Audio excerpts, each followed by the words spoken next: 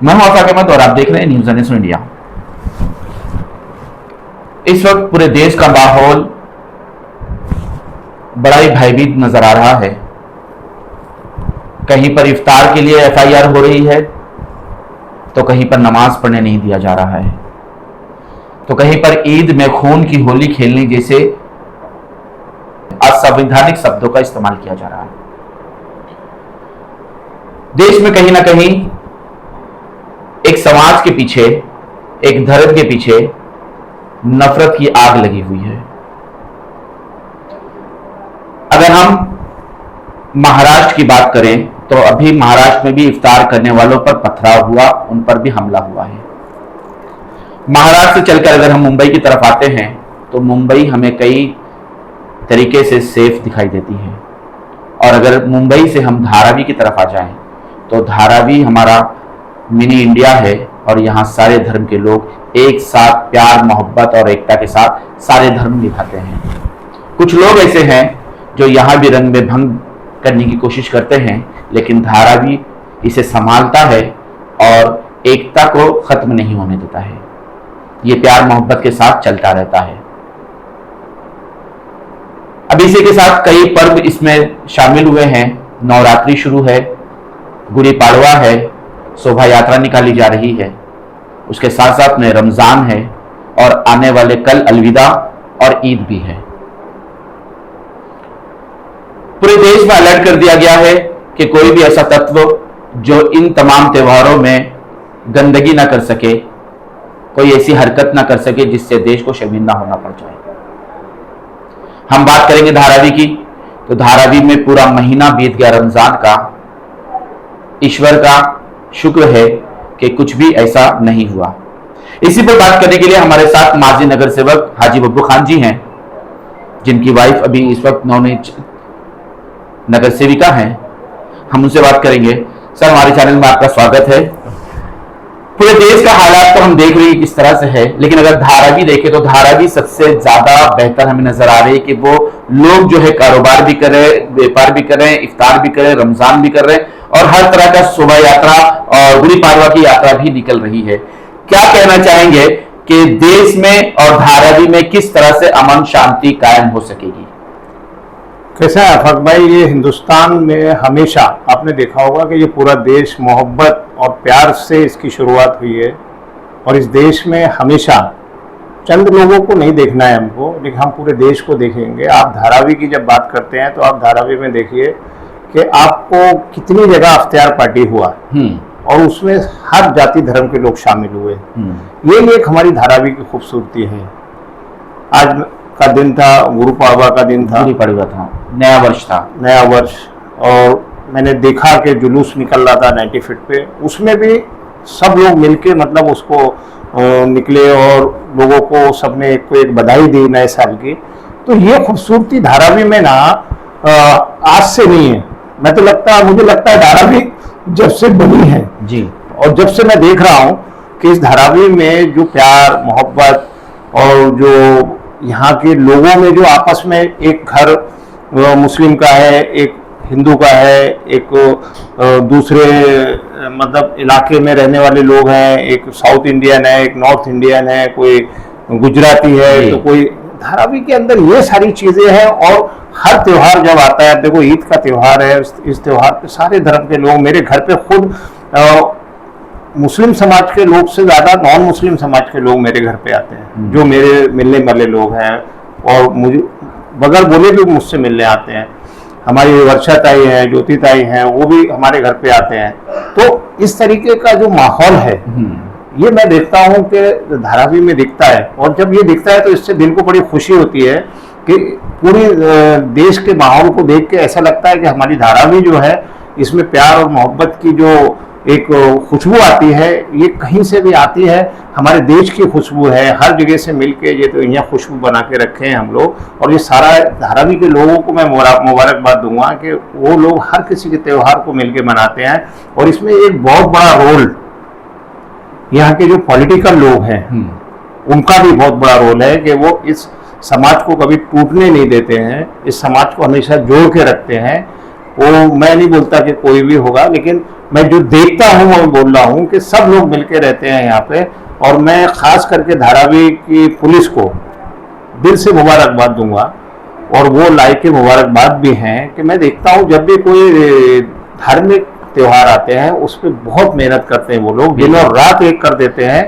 और इतना बड़ा क्राउड धारावी में 10 से 15 लाख पब्लिक, और क्राउड आ जाता है। धारावी पुलिस स्टेशन की कैपेसिटी क्या है?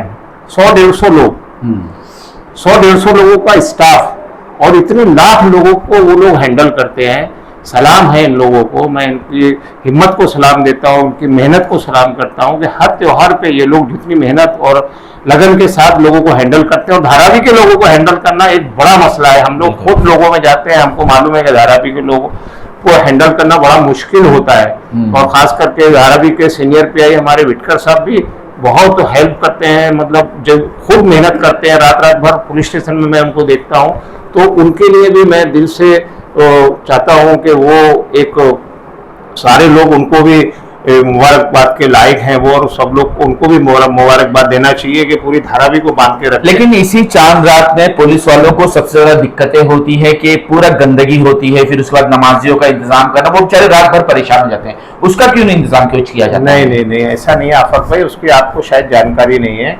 अभी जैसे 90 फीट का जो एरिया आता है, मैं आपने देखा होगा, अभी तो खैर खुला हुआ है, जब बारिश का मौसम आता था तो हमारे धारावी पुलिस स्टेशन के जो जितने भी लोग थे वो, उसके अलावा महानगर पालिका जी नॉर्थ के जितना भी स्टाफ पूरा 90 फीट पे दिखता है। और मैं हर साल खुद खड़े रह के पूरा 90 फीट क्लीन कराता हूँ नमाज के लिए।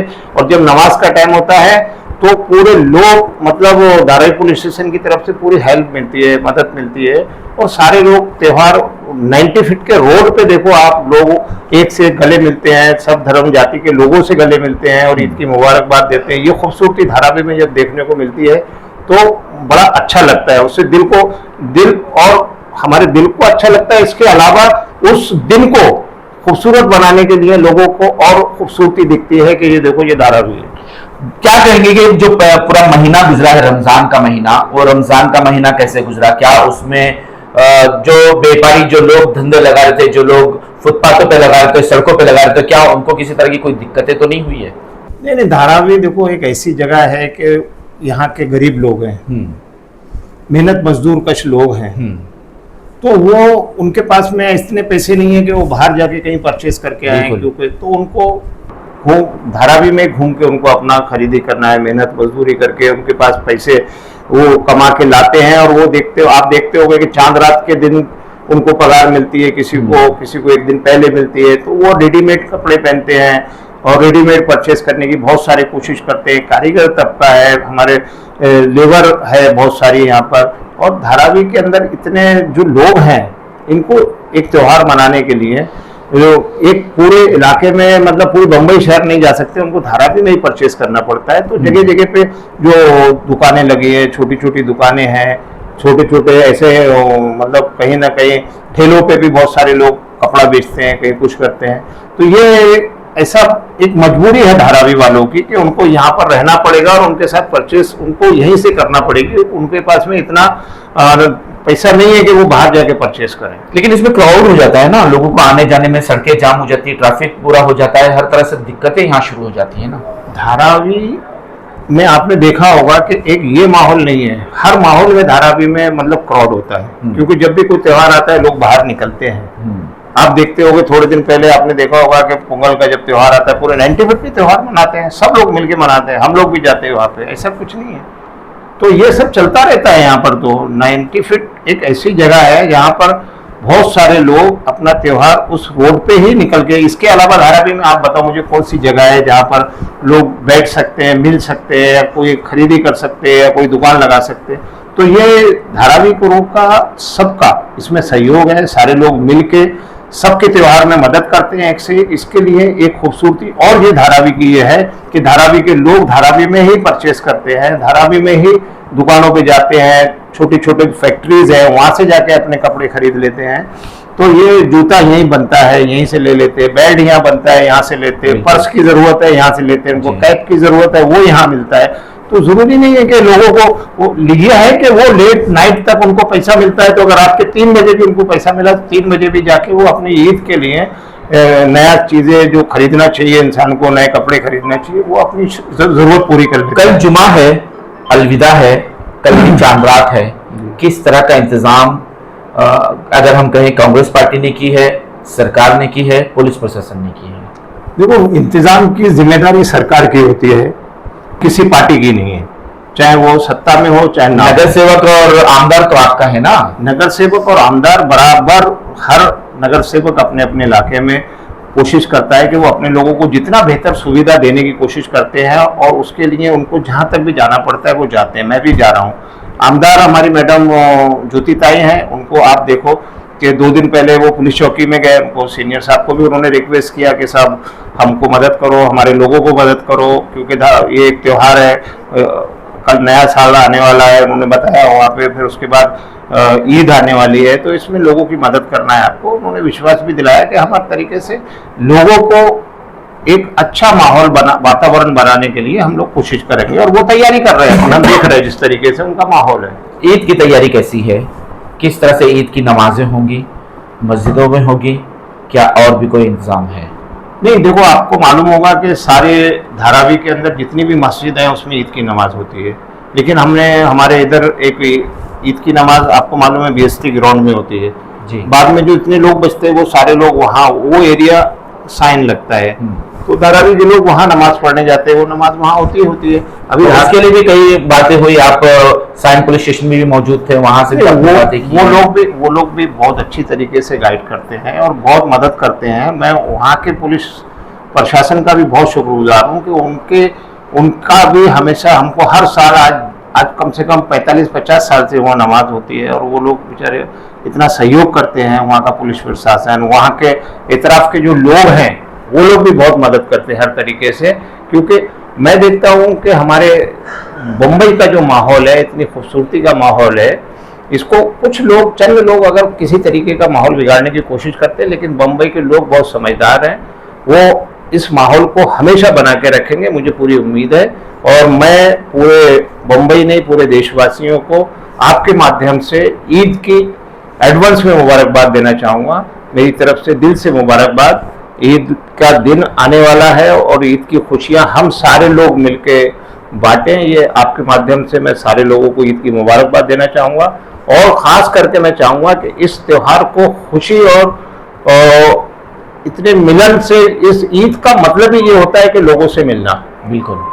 और जब हम किसी से मिलते हैं तो उसका एक, हमारा मिलने का जो नज़रिया है वो ऐसा होना चाहिए कि हम उसको सब कुछ भुला दें। ईद जो है एक ऐसा त्योहार है कि वो अपने आप को सब कुछ भुला दे और लोगों से गले मिले। तो बोलते हैं कि ईद और होली जब आती है, तो दिवाली आती है, तो लोग अपनी पुरानी बुराइयों को भी लोग भूल के गले मिल जाते हैं। तो ये एक मौका है हमारे लिए, हम हर किसी को, जिससे भी हमारी कुछ छोटी मोटी नोक झोंक भी होती है, उसको भी गले मिलाने का एक बेहतरीन मौका होता है। तो सारे लोग मिलके जब गले मिलते हैं तो उसमें एक जो देखने को मिलता है वो नज़ारा मुझे नहीं लगता कि कहीं दुनिया में दिखता होगा। तो ये धारावी वासियों का मैसेज था कि ईद की पुरखुलूस मुबारकबाद हाजी साहब की तरफ से हुई, और हम भी अपनी तरफ से, NSO इंडिया की तरफ से नए साल की पूरे देशवासियों को शुभकामनाएं देते हैं। खास करके महाराष्ट्र वासियों को, धारावीकरों को नए साल की शुभकामनाएं और उसके साथ ईद की पुरखुलूस मुबारकबाद। लेकिन साथियों, सिर्फ इसी में है गंगा जमुना तहजीब कि हम एक दूसरे से मिलजुल कर रहें, प्यार मोहब्बत के साथ रहें, नफरत को आने ना दें, नफरत को खत्म करें, प्यार को बढ़ावा दें, क्योंकि यही हमारे संतों ने, यही हमारे बुजुर्गों ने और यही हमारे इतिहास में रहा है कि हम मिलजुल कर प्यार मोहब्बत के साथ ही रहे हैं। और यही हमें आगे बढ़ना है और बताना है कि जो लोग नफरत बांट रहे हैं, बांटने दीजिए, परोसने दीजिए, लेकिन हम प्यार बांटेंगे, प्यार सिखाएंगे, प्यार जाएंगे, क्योंकि मजहब नहीं सिखाता आपस में बैर रखना। हिंदी है हम, वतन है हिंदुस्तान हमारा। आज तक के लिए इतना ही। देश विदेशी खबरों के लिए देखते रहें क्या हुआ? न्यूज़।